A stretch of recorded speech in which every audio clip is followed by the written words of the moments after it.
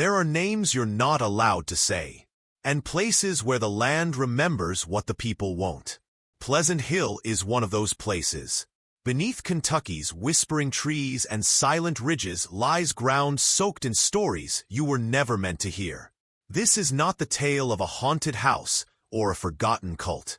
This is the record they tried to erase.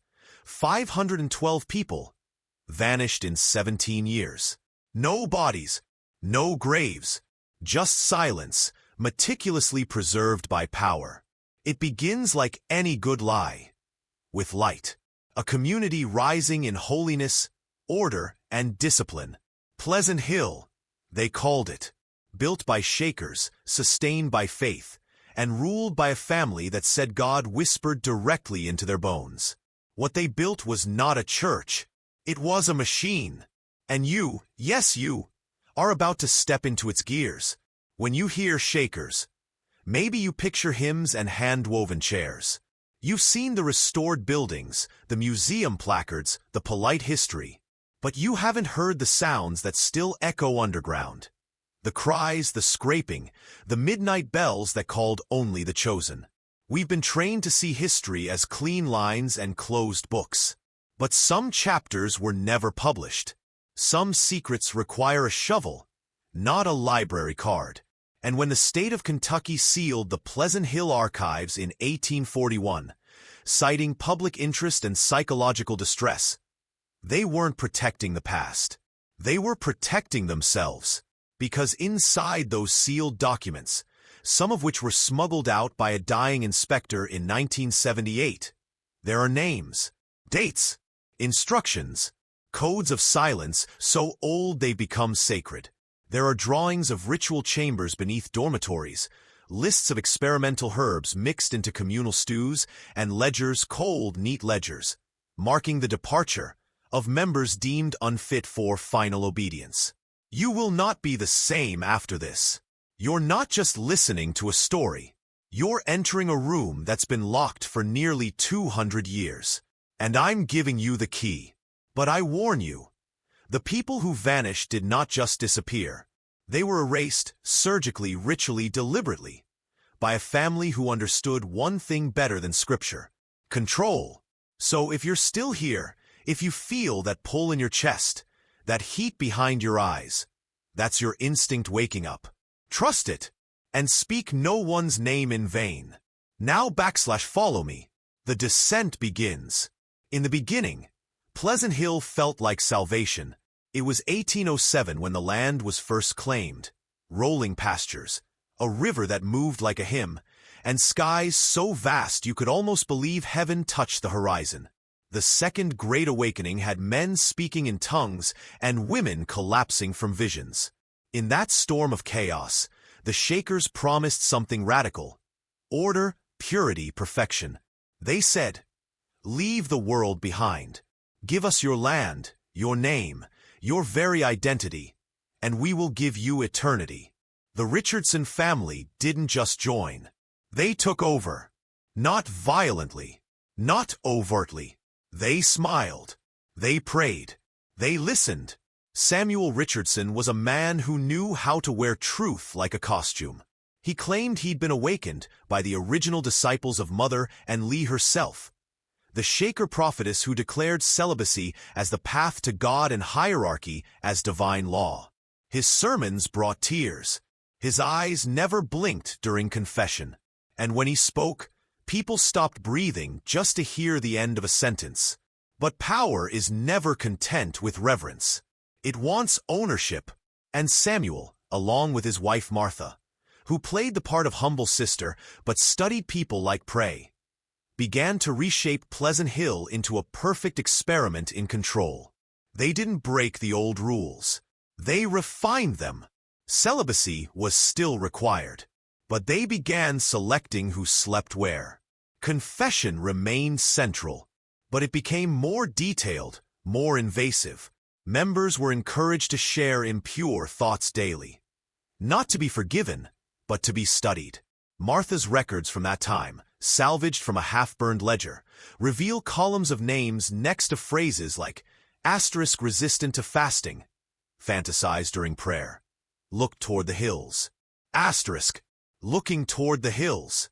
That's what they called it when someone began thinking of leaving. And when someone looked toward the hills too often, they were summoned. Not punished, not cast out. That would have drawn attention. They were taken to the white cottage at the edge of the orchard. A place every member passed daily. A place every child learned never to speak about.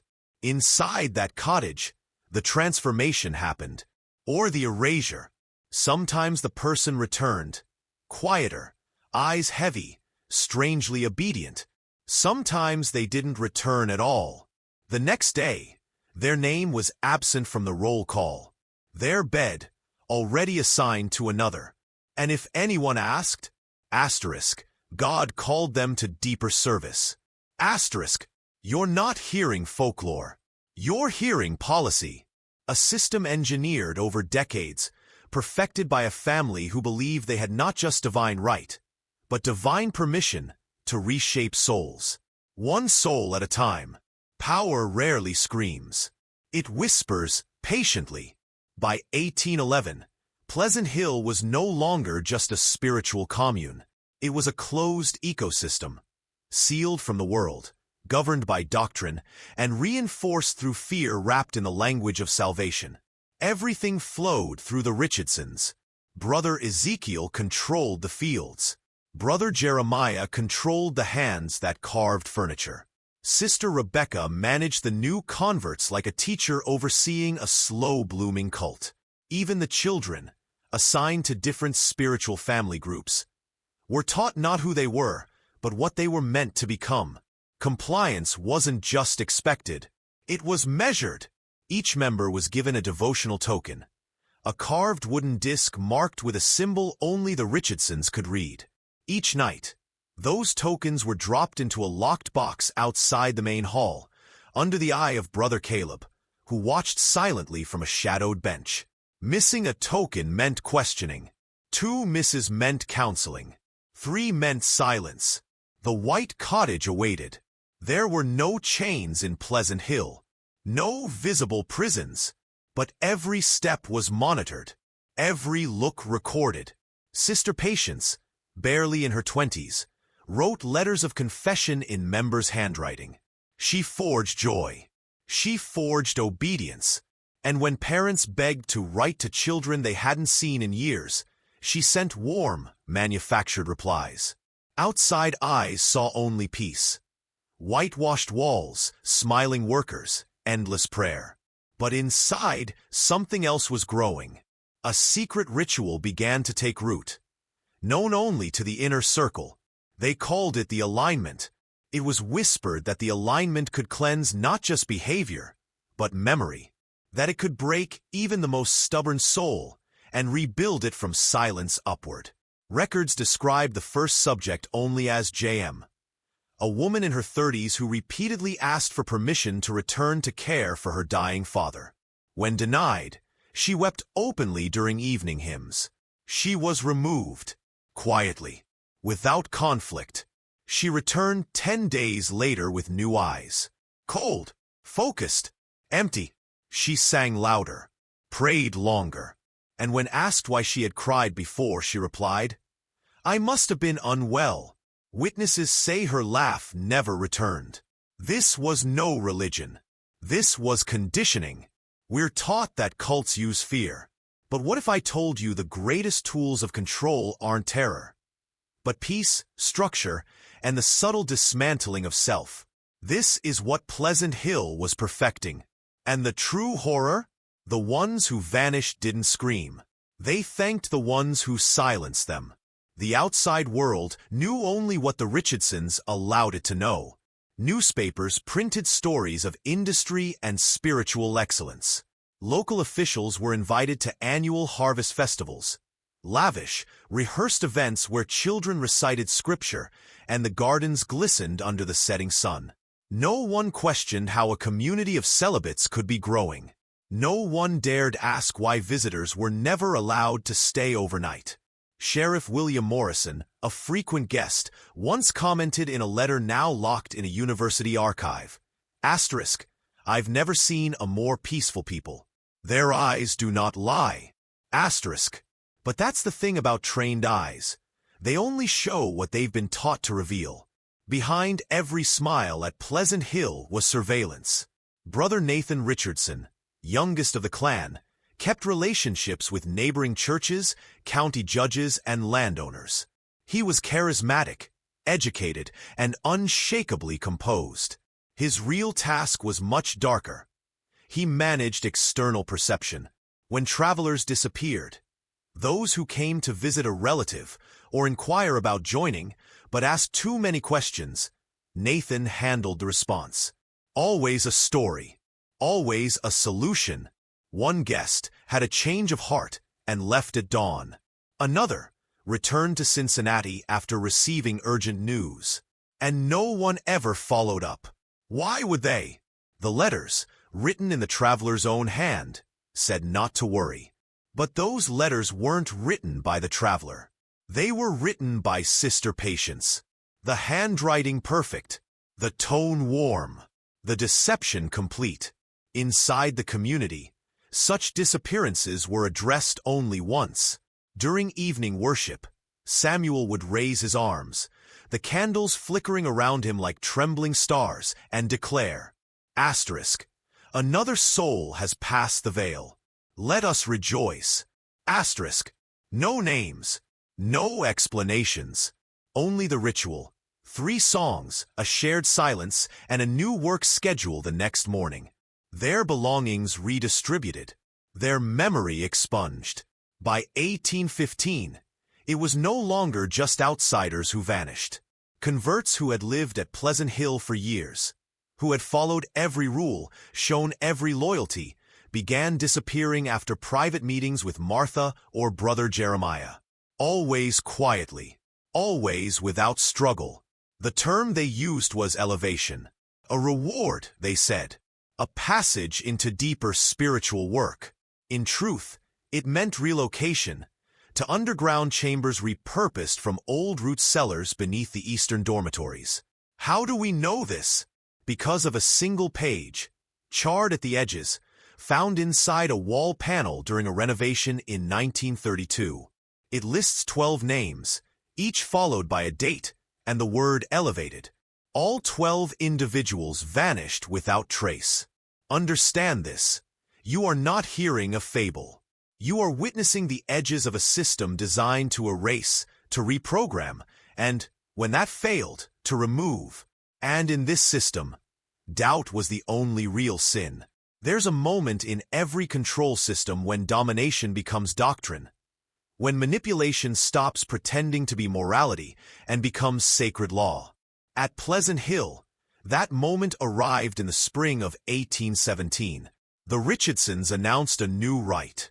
They called it the Ritual of Renewal. It was mandatory, monthly, and no one was excused. In the official account, still preserved in the Kentucky State Archives, it's described as a spiritual purification. But in practice, it was a psychological reformatting, a monthly submission ritual designed to erase individuality and reinforce absolute dependence. Each participant was required to confess residual ties to the world. Not sins, not crimes, but thoughts, memories, dreams. Did you imagine your mother's voice? Did you remember your childhood name? Did you look at the stars and feel anything other than submission? All must be confessed. And here's the brilliance of it. It wasn't about punishment. It was about engineering. Sister Rebecca would catalog each confession, not to judge, but to map. The records, meticulously bound and marked with ciphers, created psychological profiles for every member of Pleasant Hill. From preferred meals to fears, from romantic attachments to speech patterns. These files weren't kept in the chapel. They were kept in the cold room beneath the orchard, the same building that once stored apples and now stored souls. What were they building? A system that made rebellion statistically impossible. A system where resistance was anticipated, catalogued, and quietly removed before it ever took form. Brother Jeremiah's Furniture Workshop, long praised for its craftsmanship, became the testing ground for behavior conditioning. New members were rotated through the shop, assigned meticulous, repetitive tasks. If someone hesitated, corrected a measurement, or showed a spark of creativity, they were reassigned. But if they conformed without question, they advanced. Success wasn't measured by productivity. It was measured by compliance. Brother Isaiah used his travels not just to sell seeds, but to bring back plants used in tinctures designed to suppress memory, dull emotion, and increase suggestibility. These were infused into teas, soups, and communion wine. By 1820, members no longer needed to be punished. They punished themselves. They asked for guidance. They confessed dreams. They turned in each other, not out of malice, but out of devotion. It wasn't a cult. It was a laboratory, and the subjects had no idea they were being studied.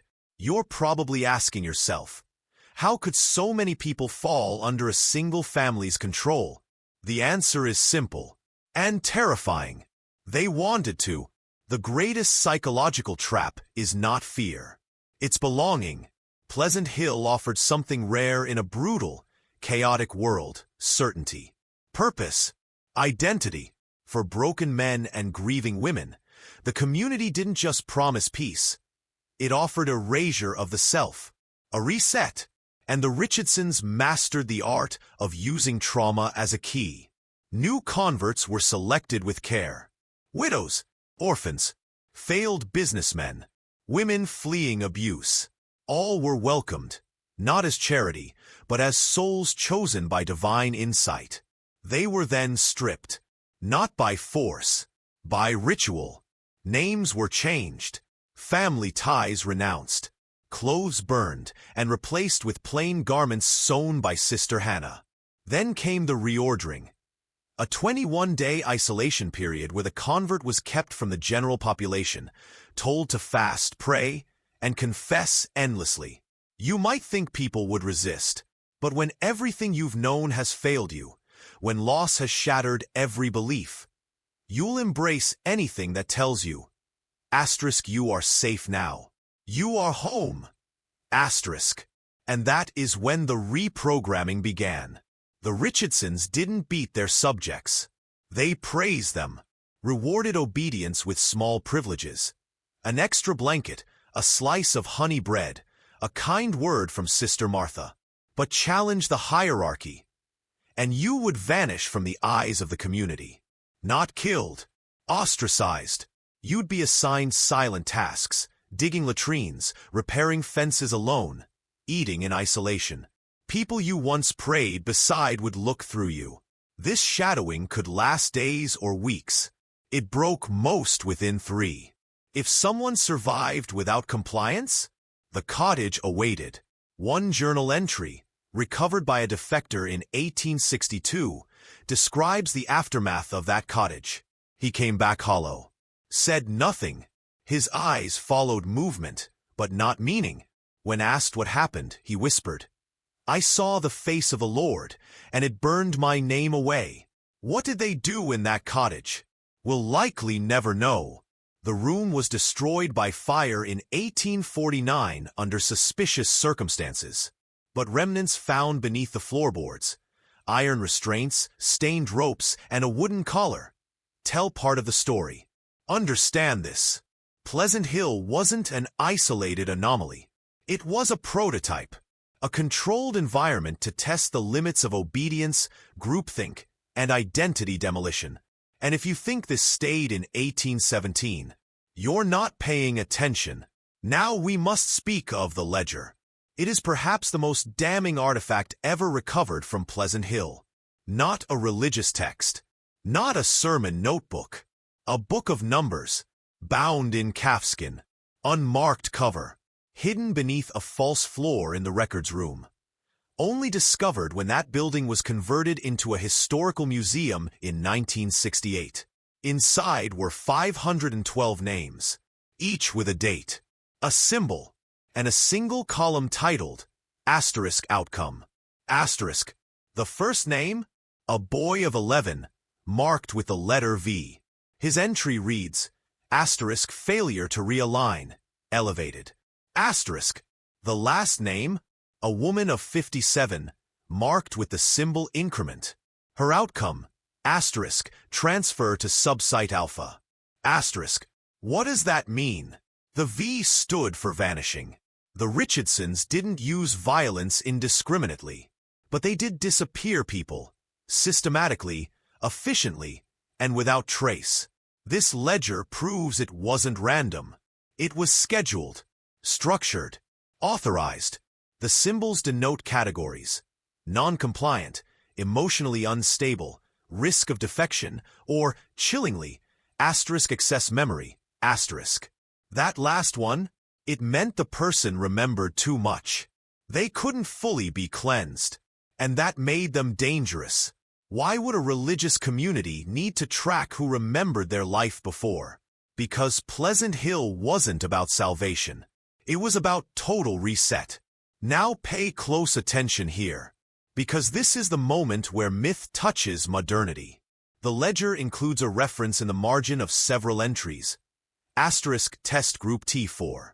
Asterisk that exact term appears in a confidential 1942 U.S. Army Psychological Operations memo archived at Fort Knox. The memo details early behavioral experiments conducted in faith-based social isolation zones. Coincidence? Or continuity?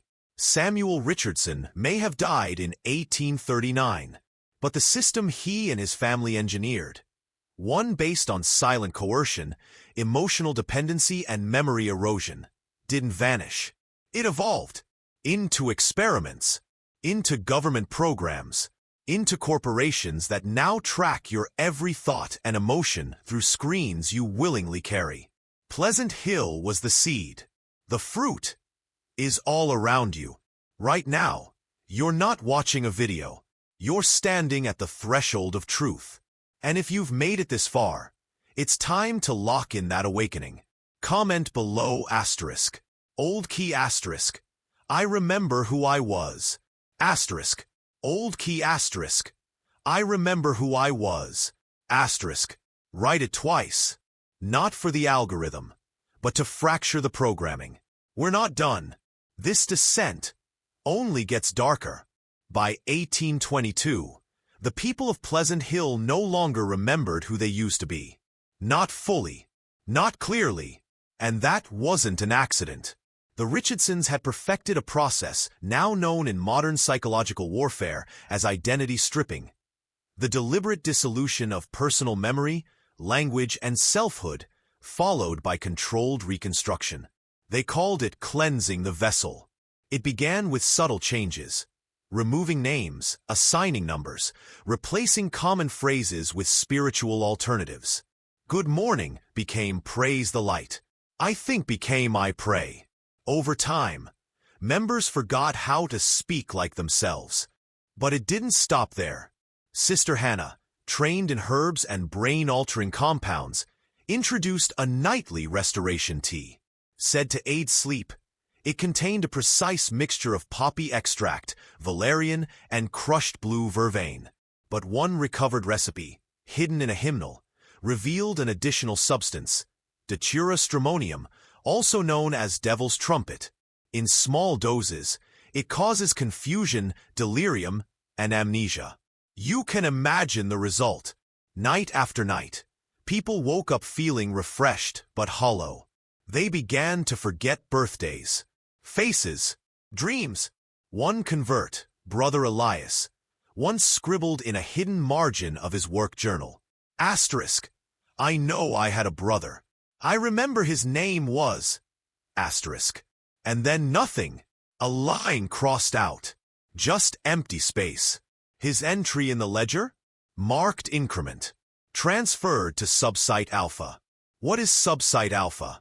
According to maps found decades later beneath the orchard, it was a subterranean complex built into the limestone shelf beneath the eastern fields. Stone corridors, ritual rooms, reinforced chambers. Some believe it held those who could not be fully cleansed. Others believe it was the final proving ground, a place to perfect the ultimate mind. Obedient, empty, loyal. We'll never know for sure. The site was sealed with concrete by state order in 1953 under the guise of geological instability. But tell me, why would a historical site need to be sealed by the military? You're beginning to see it, aren't you? Pleasant Hill wasn't just a dark chapter. It was a template. It showed that if you isolate a population, control their language, manipulate their food, suppress their memories, and enforce constant surveillance, they will not only obey, they will love their chains. And when they disappear, no one will even ask where they went. The turning point came in 1825. A child, one they couldn't control.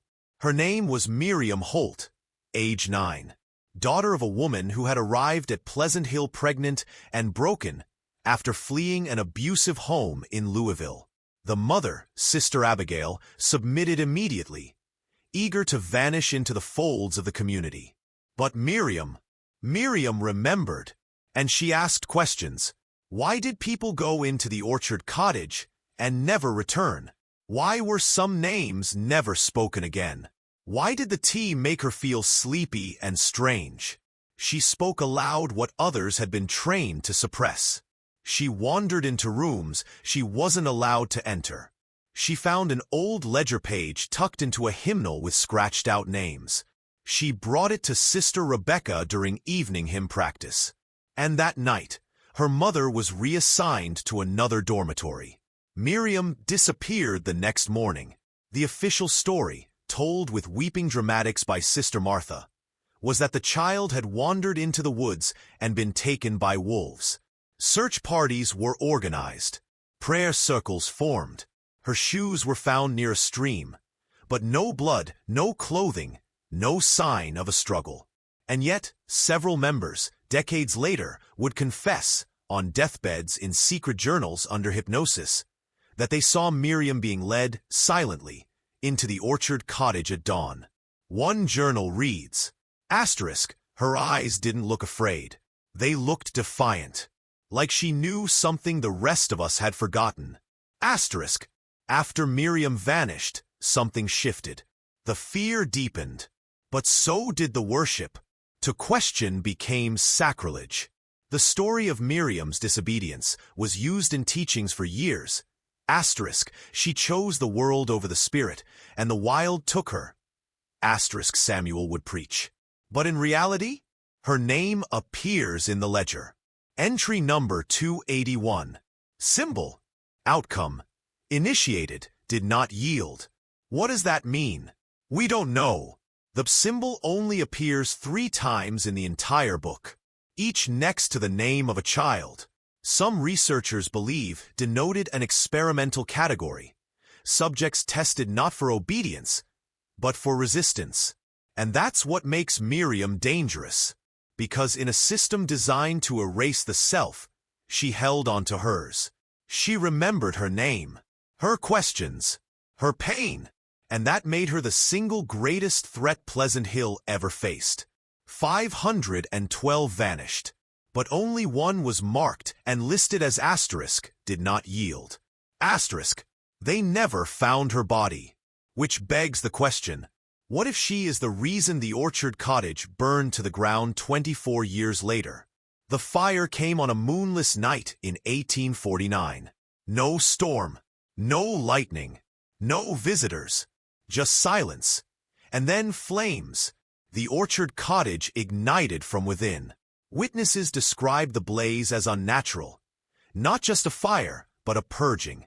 It moved too fast, too hot, consuming stone and timber alike in a way that defied logic. By morning, there was nothing left but scorched soil and warped metal, some of it fused into the shape of restraints, tools, and in the very center, the remains of a chair bolted to the floor. The official report, written by Brother Nathan, called it an accidental stove fire. The document was signed by Sheriff Morrison himself. But the ink was smudged, the signature shaky, the page marked with a number, 33. That number shows up again and again in the hidden architecture of Pleasant Hill. There were 33 inner sanctum members, 33 confession hymns, 33 total elevated souls, listed as fully processed in the final pages of the ledger. But there's more. In the ashes of the orchard cottage, searchers found something they were never supposed to find. A single scrap of linen cloth unburnt, embroidered with a child's name in pale blue thread. Miriam. The cloth was immediately seized by Sister Rebecca. The workers who recovered it were reassigned. One of them, a convert named Silas Kane, would later write in a hidden letter, "She lives. I swear it." Or, she became something more. That fire wasn't death. It was a message. A week later, Silas Kane was found drowned in the irrigation pond. Labeled a suicide, but his hands were bound behind his back with twine. After the fire, a palpable terror settled over the community. Not because of what was lost, but because of what might have escaped. Subsequent renewal rituals were shortened. Surveillance doubled. No one was permitted near the orchard at night. The site was fenced, the ashes buried. Sister Martha ordered fasting and silence for 33 days. No records mention Miriam again. But in 1864, long after the Shaker community dissolved, a traveling preacher named Amos Black claimed to have met a woman outside Lexington who called herself Mary Hollow. A healer with piercing eyes, uncanny insight, and a strange habit of asking people. Asterisk. Do you remember your first name? Asterisk. When asked about her past, she simply said, asterisk. I was not born. I was broken, and I rebuilt myself. Asterisk. The preacher never saw her again. But his final journal entry read, asterisk. She walked like someone who had walked through fire and survived. Asterisk. And if that was Miriam, then Pleasant Hill's darkest creation didn't die. It evolved. What if Pleasant Hill was never meant to last? What if it was never about building a permanent community, but building a model, a framework for something far larger? Because after the fire of 1849, things didn't fall apart. They became quieter, smaller, more secretive. Within 5 years, over half the membership had either left, disappeared, or been reassigned to missionary outposts. But there were no new converts, no new announcements, just a slow fade into obscurity. To outsiders, Pleasant Hill seemed like another failed utopia, a religious commune undone by time, poverty, and modernization. But the records tell a different story. Starting in 1850, dozens of Richardsons, some by blood, others by indoctrination, began reappearing in unexpected places. Mental hospitals, federal offices, experimental schools, religious reform movements. One man, Brother Isaiah's former apprentice, shows up in the founding staff of the Utica State Hospital in New York, the same facility that a decade later would become ground zero for involuntary psychological experimentation. Sister Rebecca, last seen in 1853, vanishes from Kentucky history entirely, until a single, unexplained reference in the records of the Carlisle Indian Industrial School in Pennsylvania, 1879. A staff note reads, R. Hollow, evaluation specialist, exceptional results in suppressing tribal languages. Tribal languages, the same methods used at Pleasant Hill to erase personal identity, now scaled nationally to erase entire cultures. Coincidence? Or legacy? And here's the part they never wanted you to see. In 1939, a sealed document was discovered in the basement of a defunct Shaker meeting house in Massachusetts. Inside was a blueprint, not of a chapel, not of a barn, of a neural rehabilitation compound, with rooms labeled intake, alignment, containment, and reprocessing. The architectural signature at the bottom? Ezekiel R. Stamped 1852. Understand this. Pleasant Hill was not a failure. It was a proof of concept, a system for identity breakdown and emotional compliance so refined. It was adopted, disguised, and distributed through schools, through institutions, through screens, You think the past is past? You carry it in your pocket. You scroll through it daily. And every time you forget who you were, every time you trade silence for comfort, every time you accept what they tell you without asking why, Pleasant Hill wins. But there's more, because buried beneath that fire wasn't just a secret. It was a seed, and it's still growing. Now we go deeper. There is a term used in psychological warfare manuals, declassified only in fragments, called asterisk inverted architecture. Asterisk. It refers to a system that presents itself as sacred, benevolent, or educational, while its internal structure is designed to dismantle the mind. Pleasant Hill was built as an inverted architecture. From the outside, harmony. Inside, hierarchy, surveillance, and psychological erosion. But here's the twist most historians miss. It wasn't unique. Evidence now shows that Pleasant Hill was just one of 7 such communities, each built between 1790 and 1855, each with spiritual facades, each eventually erased from common record. They were located precisely along the 33 RD parallel north, a geographical line long associated with esoteric rituals, Masonic symbology, and ancient energy studies. Coincidence? Consider this. Asterisk a Shaker compound in Georgia, burned in 1837. 119 dead. No survivors. Declared a lightning strike. Asterisk a Peace Society in New Mexico. Founded in 1802, vanished without trace in 1821. Only a cracked bell inscribed with the phrase, asterisk, truth buries itself. Asterisk. Asterisk an unnamed settlement in Arizona. Its stone gates unearthed in 1911 beneath what is now a military testing range.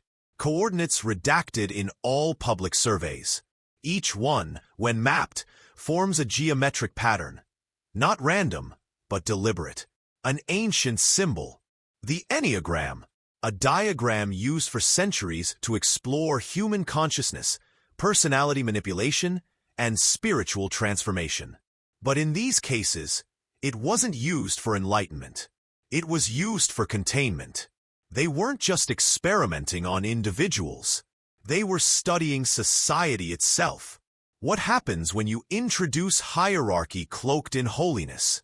What happens when people are told to confess their dreams, obey without question, forget their names? What happens when you take children and teach them to forget they ever had parents? You don't just control their behavior.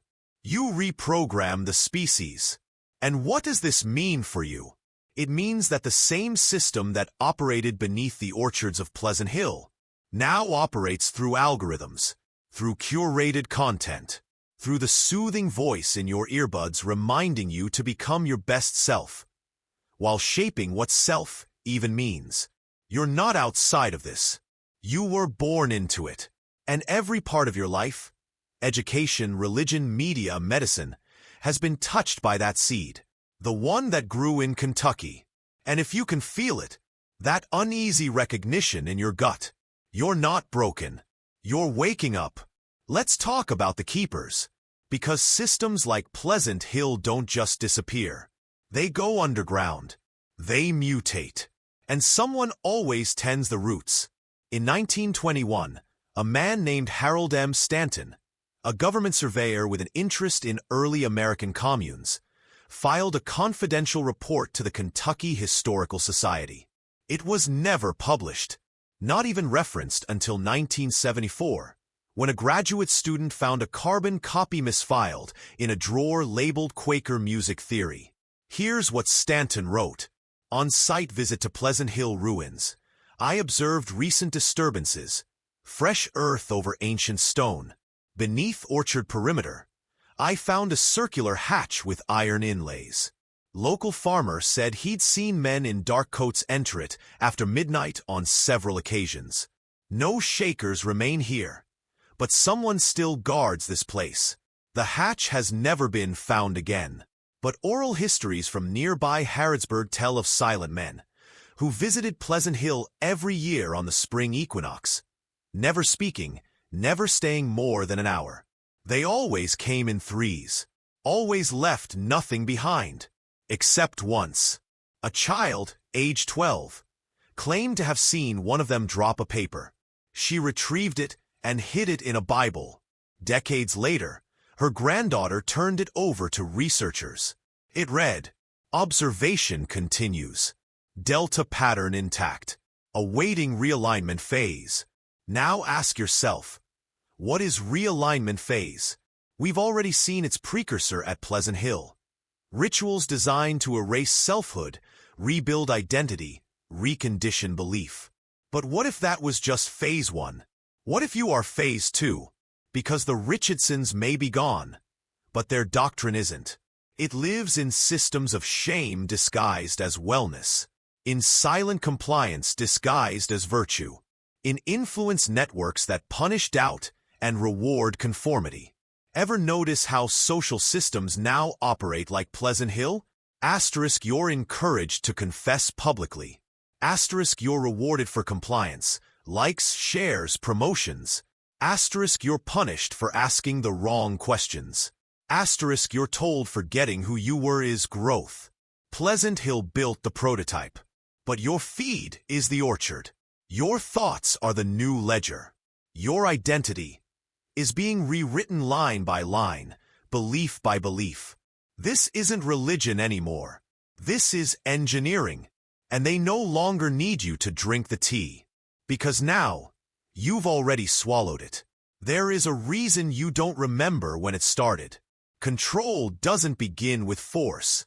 It begins with a feeling, that tightness in your chest when everyone believes something and you don't. That hesitation before you speak a thought not approved by the crowd.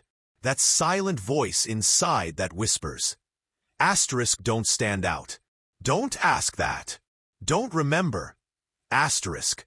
That feeling is the echo of Pleasant Hill. Because the most effective control systems don't restrict your body. They colonize your mind. In the last pages of the ledger, pages no historian was meant to see, there's a diagram, not of the community grounds, not of the orchard, of a human brain. Labeled in archaic shorthand, it maps out regions. Identity core, submission reflex, faith trigger. Along the margins, someone has written, to sustain harmony, invert memory pathways, establish guilt before desire, induce gratitude during fear. They weren't just experimenting with theology. They were reverse engineering the human psyche. You've heard of trauma-based conditioning. This was faith-based conditioning. More elegant, more invisible, more permanent. And now it's weaponized. Think about it.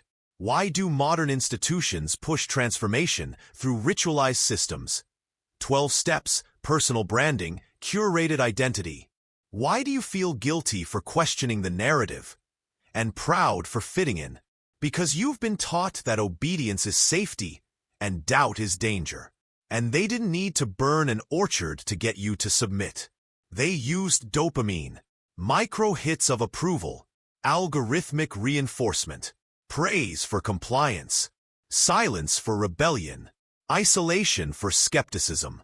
They don't need to erase your memory. They just overwrite it. One post, one scroll, one fear-driven compromise at a time. That's why Pleasant Hill matters. Not because it was a tragedy, because it was a manual, and they've been following it ever since. So now I ask you, when was the last time you had a thought that was truly yours? When was the last time you spoke your original name? The one you gave yourself before they told you who to be. And if you can't remember, maybe you were never meant to, because if 512 vanished in silence, how many more have disappeared without ever leaving their homes? Here's a truth no one dares to speak. You were born into Pleasant Hill.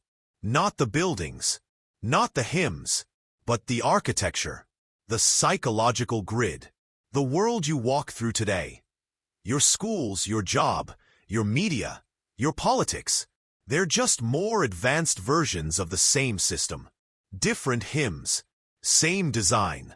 Let me show you. Pleasant Hill trained its members to confess their thoughts daily.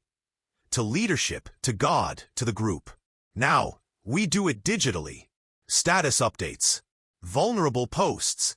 Self-surveillance disguised as authenticity. We reward exposure, not reflection. We externalize guilt, ritualize shame, and commodify belonging. At Pleasant Hill, dissent was diagnosed as spiritual unrest. Today, it's labeled negativity, non-compliance, antisocial behavior. Same control, new vocabulary. And the Richardson family? They didn't die out. They were absorbed by institutions, by academia, by intelligence agencies. Did you know that in 1952, MKUltra used cooperative religious communities to trial memory erasure techniques? Declassified memos reference Pleasant Hill as a foundational case study.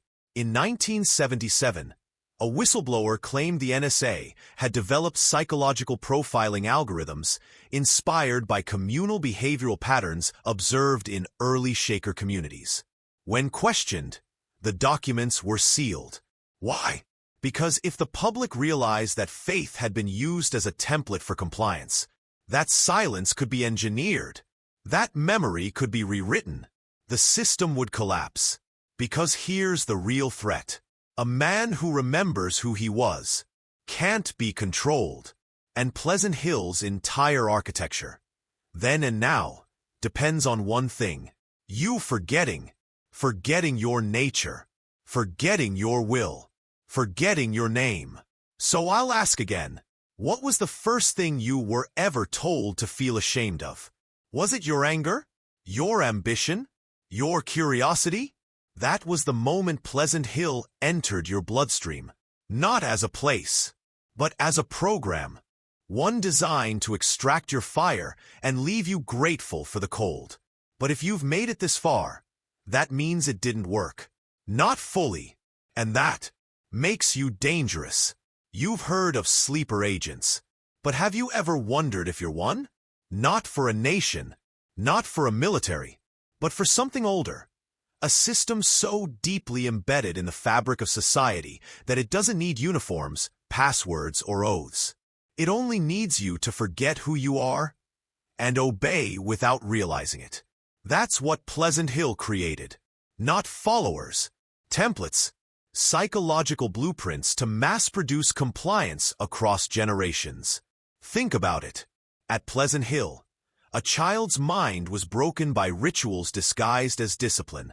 Today, it's broken by standardized testing, attention-fracturing media, and dopamine starvation. At Pleasant Hill, public confession destroyed privacy. Now it's called sharing your journey on social platforms that track every micro-emotion. At Pleasant Hill, language was manipulated to rewire thoughts. Now entire populations self-censor, not because they're afraid of punishment, but because they've forgotten how to speak freely. And the true brilliance? They convinced us we're free. They told us it's our choice to sacrifice our sovereignty, to upload our faces, to sell our thoughts, to monetize our beliefs. Freedom has been rebranded as self-exposure. Control has been disguised as connection. And if that sounds familiar, it's because you feel it. The tension in your chest when your opinions don't align. The hesitation before clicking post. The silent agreement to stay quiet while something inside screams. That scream? That's you. The part they couldn't erase. The same part that Miriam Holt carried through the flames. And if you've made it halfway through this descent, it's time to lock in. Type this phrase in the comments twice. Not for me, but for you. Asterisk. I remember my first name. Asterisk. Asterisk. I remember my first name. Asterisk. Because if you still can remember that, you are not lost. You are resurfacing. And the moment you reclaim your identity, you become everything Pleasant Hill was designed to destroy. Let's revisit the orchard one last time. Not as a place, But as a symbol, it wasn't just where they took the doubters. It was where they planted something. A belief, a virus, a system. Inside those stone walls, beneath the prayers and the poison, they built a model of man, stripped of instinct, purged of defiance, rebuilt to obey. The orchard cottage was their lab. But the real experiment was the soul. Can you erase identity without touching the body? Can you kill willpower and leave behind a functioning shell? Can you silence the spark in a man so completely that he polices himself? Pleasant Hill proved the answer. Yes. And the moment that answer was confirmed, the test expanded. Not by fire, not by war, but by belief systems. They taught us that obedience is noble, that curiosity is sin, that your body is a liability, that your mind is a battleground owned by others. And just like that, the orchard spread. It became classrooms, pulpits, newsrooms, therapy offices, apps that track your sleep, your steps, your sins. And most chilling of all, it became you. Every time you silence your intuition because it doesn't match the script, every time you choose not to act, not to speak, not to remember, you are standing in the orchard. And here's the part they pray you never realize. The orchard only has power if you stay inside. Step out, and the illusion breaks. Miriam didn't escape by fighting. She escaped by remembering who she was, what she saw, and what they feared most. Someone immune to the lie. Because that's the key. This system can survive anything, violence, exposure, rebellion, but it cannot survive a man who remembers his name and refuses to forget it. So I ask you again, do you remember yours?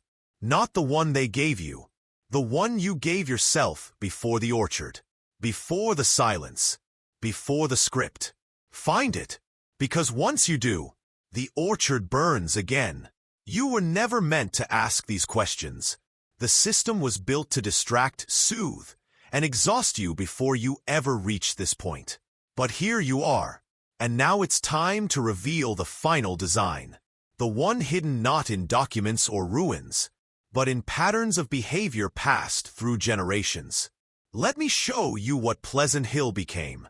In 1946, after World War II, intelligence agencies gathered in secrecy to draft psychological warfare protocols. They wanted to understand how entire populations could be conditioned to support atrocity, without knowing they were doing it. They didn't just study the Nazis. They studied the Shakers, a 43-page classified white paper, known only as Document R-33A, outlined the mechanics of spiritual submission. One paragraph reads, "The Pleasant Hill model demonstrates an ideal psychosocial structure for scalable compliance. The balance of internalized shame, imposed ritual, and enforced isolation creates long-term behavioral predictability." This paper became a template for modern institutions. You see it in the school bell that trains children to obey the clock instead of their body, in the therapeutic language that replaces disobedience with disorder, in HR policies that require confession and apology for the crime of having a boundary. It's Pleasant Hill, optimized, ****. They don't need iron beds anymore. You carry the restraints in your mind. And now, they've moved on to Phase 3, predictive conditioning. This is where it gets dangerous, because your phone knows your rhythms. It knows when you're weak, when you're lonely, when you're most likely to doubt yourself. And it feeds you exactly what you need to stay small. A video, a headline, a new rule disguised as progress. It whispers, "You're evolving, you're healing, you're being seen."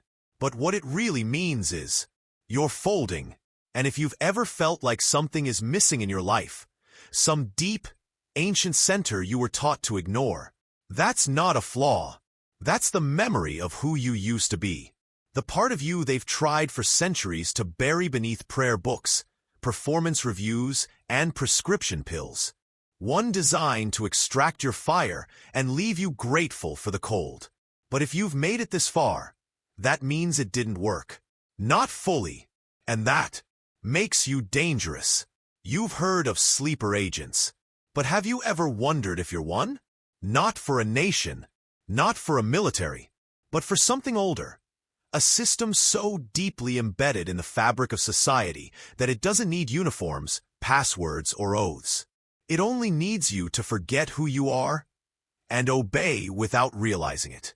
That's what Pleasant Hill created. Not followers, templates, psychological blueprints to mass-produce compliance across generations. Think about it. At Pleasant Hill, a child's mind was broken by rituals disguised as discipline. Today, it's broken by standardized testing, attention-fracturing media, and dopamine starvation. At Pleasant Hill, public confession destroyed privacy. Now it's called sharing your journey on social platforms that track every micro-emotion. At Pleasant Hill, language was manipulated to rewire thoughts. Now entire populations self-censor, not because they're afraid of punishment, but because they've forgotten how to speak freely. And the true brilliance? They convinced us we're free.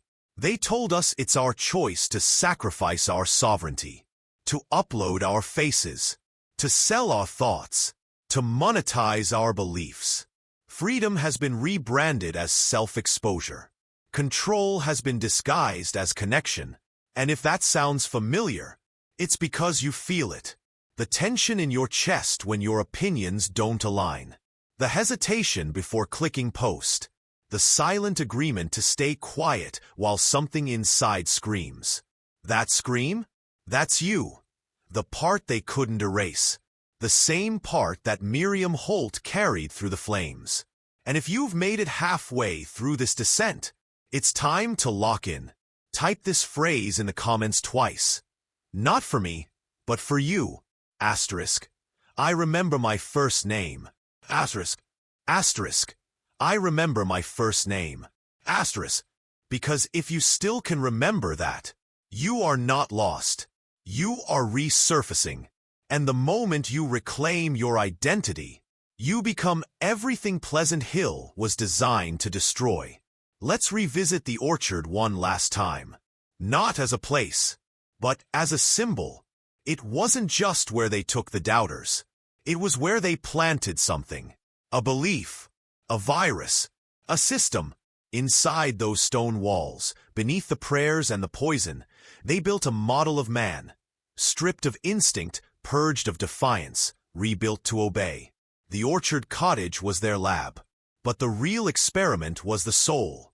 Can you erase identity without touching the body? Can you kill willpower and leave behind a functioning shell? Can you silence the spark in a man so completely that he polices himself? Pleasant Hill proved the answer. Yes. And the moment that answer was confirmed, the test expanded. Not by fire, not by war, but by belief systems. They taught us that obedience is noble, that curiosity is sin, that your body is a liability, that your mind is a battleground owned by others. And just like that, the orchard spread. It became classrooms, pulpits, newsrooms, therapy offices, apps that track your sleep, your steps, your sins. And most chilling of all, it became you. Every time you silence your intuition because it doesn't match the script. Every time you choose not to act, not to speak, not to remember, you are standing in the orchard. And here's the part they pray you never realize. The orchard only has power if you stay inside. Step out, and the illusion breaks. Miriam didn't escape by fighting. She escaped by remembering who she was, what she saw, and what they feared most. Someone immune to the lie. Because that's the key. This system can survive anything, violence, exposure, rebellion, but it cannot survive a man who remembers his name and refuses to forget it. So I ask you again, do you remember yours? Not the one they gave you, The one you gave yourself before the orchard, before the silence, before the script. Find it, because once you do, the orchard burns again. You were never meant to ask these questions. The system was built to distract, soothe, and exhaust you before you ever reach this point. But here you are, and now it's time to reveal the final design. The one hidden not in documents or ruins, but in patterns of behavior passed through generations. Let me show you what Pleasant Hill became. In 1946, after World War II, intelligence agencies gathered in secrecy to draft psychological warfare protocols. They wanted to understand how entire populations could be conditioned to support atrocity, without knowing they were doing it. They didn't just study the Nazis. They studied the Shakers, a 43-page classified white paper, known only as Document R-33A, outlined the mechanics of spiritual submission. One paragraph reads, "The Pleasant Hill model demonstrates an ideal psychosocial structure for scalable compliance. The balance of internalized shame, imposed ritual, and enforced isolation creates long-term behavioral predictability." This paper became a template for modern institutions. You see it in the school bell that trains children to obey the clock instead of their body, in the therapeutic language that replaces disobedience with disorder, in HR policies that require confession and apology for the crime of having a boundary. It's Pleasant Hill. Optimized ***. They don't need iron beds anymore. You carry the restraints in your mind. And now, they've moved on to Phase 3, predictive conditioning. This is where it gets dangerous, because your phone knows your rhythms. It knows when you're weak, when you're lonely, when you're most likely to doubt yourself. And it feeds you exactly what you need to stay small. A video, a headline, a new rule disguised as progress. It whispers, "You're evolving, you're healing, you're being seen." But what it really means is, you're folding. And if you've ever felt like something is missing in your life, some deep, ancient center you were taught to ignore, that's not a flaw. That's the memory of who you used to be. The part of you they've tried for centuries to bury beneath prayer books, performance reviews, and prescription pills. But if you've made it this far, that part is still alive, flickering, waiting, because remembrance is resistance. And your awakening, it's the one thing they never planned for. They built it to be invisible. Not the orchard, not the compound, the machine, a living algorithm of silence, guilt, and submission, replicated through centuries, institutions, and even your bloodline. You think trauma is personal? Trauma is engineered. They call it heritage. But what they pass down is fear. The same fear Brother Thomas felt when he stood to speak. The same fear Miriam swallowed when she buried the ledger. The same fear that kept men silent in Pleasant Hill and keeps you scrolling in yours. Let me ask you something. Why do you still apologize for existing? Why does your heart race when you tell the truth? Why do you feel like your purpose has to be approved by something outside of you? Because that's the mark of the machine. It didn't need chains. It didn't need whips. It only needed to convince you that obedience was righteous, that forgetting was healing, and that silence was safe. They taught men to fear their instincts, to sterilize their aggression, to doubt their vision, to outsource their will. And the result? A generation of hollowed men, strong bodies, numb souls, trained to serve structures that would never serve them back. But here's what they didn't account for. You, watching this now, not for entertainment, but because something inside you remembered. The orchard failed to erase that. And now it burns again. Because once a man sees the pattern, he can never unsee it. Once he speaks the truth, no prayer book or program can pull him back into silence. You are not alone. There are others, thousands, waking up one by one, reading between the lines, remembering the orchard, reclaiming the name they buried beneath doctrine and diagnosis. And now, we build something else. Not a new doctrine, not a rebellion, but a return to the sovereign self, unfiltered and fully seen. No hierarchy, no handlers, no shame, because the only antidote to Pleasant Hill is a man who remembers who he was before they rewrote him. They always feared what one man could awaken in another, because systems like Pleasant Hill don't collapse from outside assault. They rot from within.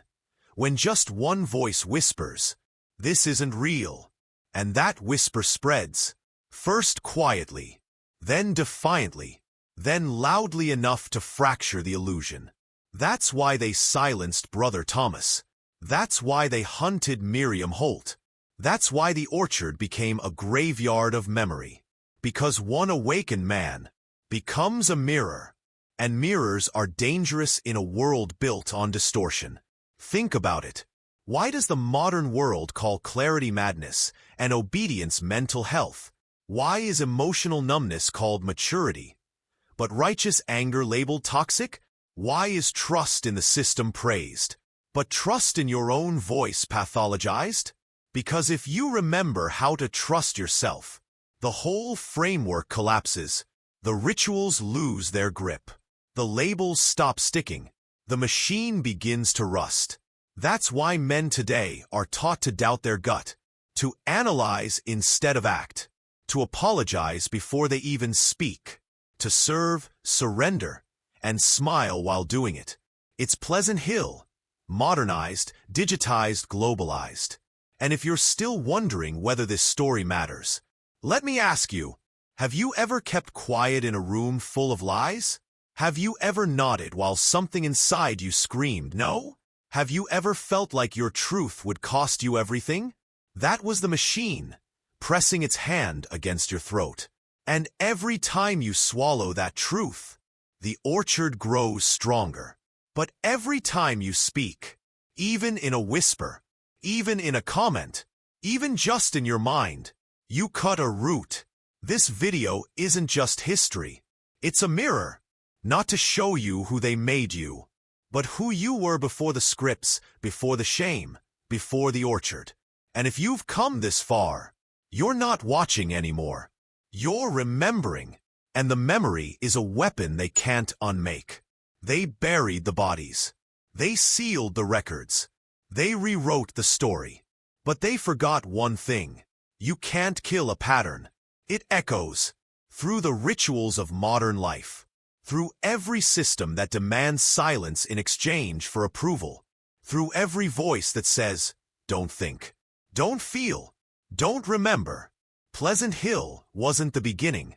It was just a node, a testing ground for a larger agenda. And once the experiment succeeded, the method was exported. You see it in corporate cults, where conformity is dressed in team building and mindfulness sessions. You see it in education systems, where children are punished not for disobedience, but for curiosity. You see it in relationships, where performance replaces intimacy, and honesty is branded as aggression. The system doesn't care who you are, only that you remain predictable. And here's the darkest truth.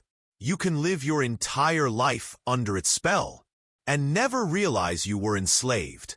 Because real control doesn't look like chains. It looks like comfort, predictable days, safe answers, well-lit prisons with curated playlists and endless scrolling. And they whisper, you're free. You chose this. But deep inside, something's always felt off. Like a memory half erased. Like a dream you're not allowed to remember. That's not madness. That's resonance. You are remembering what they buried in the orchard. The scream they silenced. The spark they drowned in ritual and routine. And the moment you stop asking, is this real? And start declaring, I remember. That's the break. The crack in the mirror. That's when they feel you. Because awakened men send out a frequency. And every word you say, every boundary you reclaim, every silence you break, spreads the virus of remembrance. So now you have a choice. Ignore it, and stay inside the simulation, or honor it, and become what they feared most. In the way a virus mutates and adapts, Pleasant Hill's legacy pulses beneath our feet, in the very systems designed to shape us. Look closer. The rituals of control have evolved. No more locked doors or iron bars. Instead, subtle rules, invisible surveillance, and internalized fear do the work. The modern orchard? It's in your office, your phone, your social circle. It's the unspoken demand to conform, the silent threat of exclusion, the creeping pressure to self-censor. And it feeds on your compliance. Every like you seek, every approval you crave, every boundary you fold. The fruit of the orchard is sweet, but poisoned, because it's not just your freedom they want. It's your identity, the part of you that questions, that fights, that remembers. They can erase your history, but not your potential. That belongs only to you. And here's the truth they fear most. Once you reclaim your mind, you reclaim your world. No system can contain a man who owns his memory, his instincts, and his will. Pleasant Hill was a warning, not a relic, a map to escape the orchard. And your journey begins with this realization. You are not broken. You are unfinished. And the fire inside you? It's not a threat to be extinguished. It's a signal, a call, a revolution waiting to be born. So when they tell you to forget, remember this. You are the orchard's undoing, the legacy they never planned to face, the truth they never wanted you to know. Because once you remember your first name, you become unstoppable. This is where many stop, not because the truth is too dark, but because it demands something most aren't ready to give. A reckoning, not with the world, but with themselves. Because the orchard's grip is strongest inside your own mind. The whispers of doubt, the gnawing guilt for stepping outside the script, the invisible chains of fear and habit. These are the true prisons. You've been trained to police your own thoughts, to cast out your own questions, to silence your own voice. But that control is fragile, because every time you face your fear, name it, and refuse to obey it, you build a new kind of power, a power that doesn't come from obedience or suppression, but from freedom. Freedom to feel rage without shame. Freedom to reject the story handed to you. Freedom to create your own truth, unapologetically, unflinchingly. This is not easy. It is the hardest fight you will ever face, because it asks you to confront every lie, every betrayal, every silent agreement you made to survive. But it is also the most sacred, because this fight is the rebirth of the man who was buried in Pleasant Hill, the man who refused to be erased, the man who remembers, and in remembering, becomes something else entirely, a force no orchard can contain. So if you feel the weight of this truth crushing you now, know this: you are not alone. And the fire inside you? It is the beginning. Now, pause for a moment. Take a breath. Look around your life and ask, how many times have you whispered the phrase, "I remember my first name"? Say it once slowly. Feel the weight of it. Now say it again louder. I remember my first name. This isn't just a phrase. It's a declaration, a symbol, an invocation. By speaking it, you're locking in your identity, breaking free from the orchard spell. Comment it below, twice, and join the ranks of those who refuse to be rewritten. Because identity is the battleground, and this moment marks a turning point. From passive awareness to active defiance, from silent captivity to sovereign awakening. The system watches always. It fears those who remember. So speak boldly. Speak often. And remember, Pleasant Hill is not a story about the past. It's a warning and a promise. that even the darkest control can be broken by a man who remembers. Once you speak that truth aloud, there's no turning back. The machine, the orchard, reveals its teeth. You will feel the subtle shifts, the sideways glances, the sudden concerns from friends who once stood beside you, the quiet isolation that creeps like fog. But understand this, their fear is your signal. Every attempt to silence you confirms you are breaking through. And every moment you stand firm, unyielding, you fracture the illusion that they've maintained for centuries. Because control depends on invisibility. But when you become visible, authentic, awake, untamed, they lose their power. The legacy of Pleasant Hill is a blueprint for psychological tyranny. But your legacy? It's a blueprint for freedom. Not freedom as a word or an idea, but freedom as a lived reality. A daily rebellion in your thoughts, your words, your actions. You are the orchard's undoing, the echo that will not fade, the storm rising beneath the calm. And the moment you embrace that role fully, the world will never be the same again. The truth is, this fight isn't just external, it's inside you. Every shadow of doubt, every moment you second-guess your power, every time you silence the voice urging you to break free. That's the orchard's hold tightening.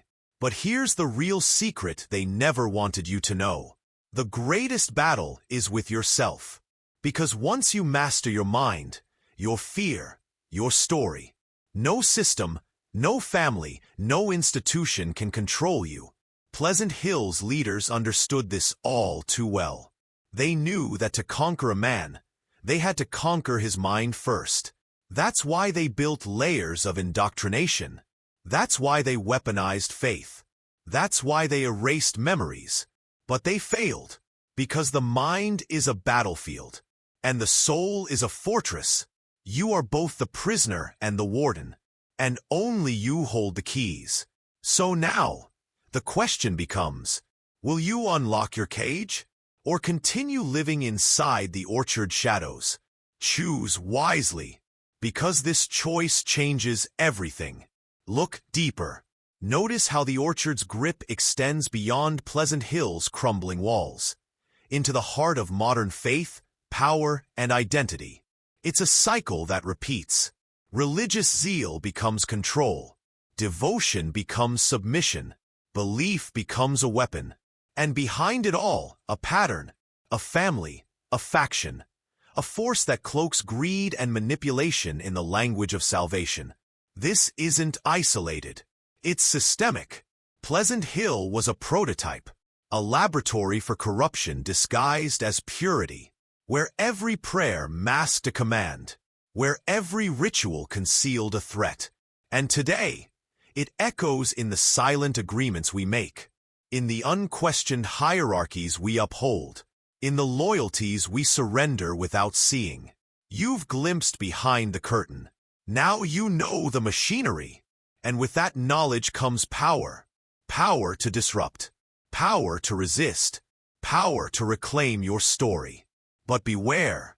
Knowledge without action is another form of submission. So ask yourself, what will you do with this truth? Will you bury it, or wield it like a weapon? Because Pleasant Hill is more than history. It's a call to rise, to awaken, to take back what was stolen. The orchard waits for no one. Every empire of control relies on stories. Stories told, retold, and reinforced until they become unchallengeable truth. Pleasant Hill's story was written by its rulers, polished by its survivors, and cemented by the silence of the forgotten. But stories can be rewritten, because history is not a monument. It's a battlefield, and you are standing in the middle of it. The question is no longer what happened, but who controls the narrative. The powerful understand this. They don't just control land or money. They control the stories people tell themselves. They know that if they shape the narrative, they shape the future.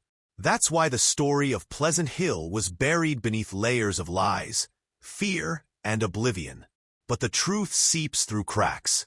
In whispers, in secrets, in moments like this.